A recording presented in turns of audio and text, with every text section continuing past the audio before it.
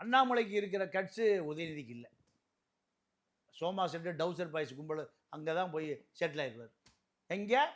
இங்கே என்ன எடப்பாடி தரப்பு வேலுமணி இப்போ அந்த மாதிரி டீம் எல்லாம் இல்லையே சார். அந்த மாதிரி இருக்கா என்ன? சோமர் செட் அதெல்லாம் எல்லாம் அடிச்சு செட்டில் ஆயிட்டானுங்க. அவ்வளோ முடிஞ்சு போய் இப்போ அஜய் வாண்டையார், சரவண, செங்கோட்டை பையன் கதிர், லீலா பேலஸ் ரூம் போட்டு டிஸ்கஷன் ஓடிட்டு இருக்கு. அந்த பேரே சொல்றேன்.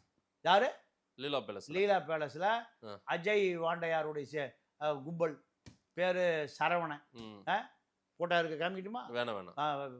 இல்ல பையன் கதிர் எல்லாம் செங்கோட்டையன் கதிர் செங்ஸ் லீலா பேலஸ்ல. இப்ப பழைய பினாமி சண்முகவேல் வந்துட்டார்.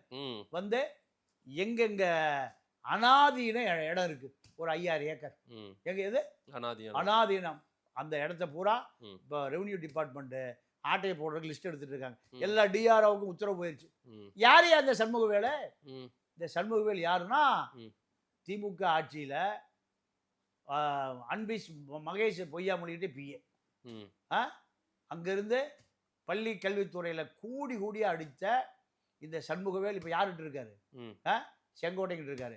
அதுக்கு முந்தி எங்க இருந்தார்? திமுகவுக்கு முந்தி அண்ணா திமுக செங்கோட்டைக்கிட்டு இருந்தார். அவருதான் செங்கோட்டையனுடைய பினாமி சண்முகவேலு. எடப்பாடி காசு வேணுமா? ஏப்பா சண்முகவேலு ஒரு 500 கோடி எடுத்துட்டு வா.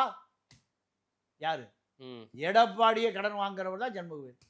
இப்போ சண்முகவேலு செங்கோட்டைக்கிட்ட வந்து ஒரு 500 ஏக்கர் ஒரு 5000 கோடி இப்போ ப்ராசஸ் ஓடிட்டு இருக்கு. இதெல்லாம் லட்டு மாதிரி யாருக்கு? அண்ணாமலைக்கு லட்டு மாதிரி.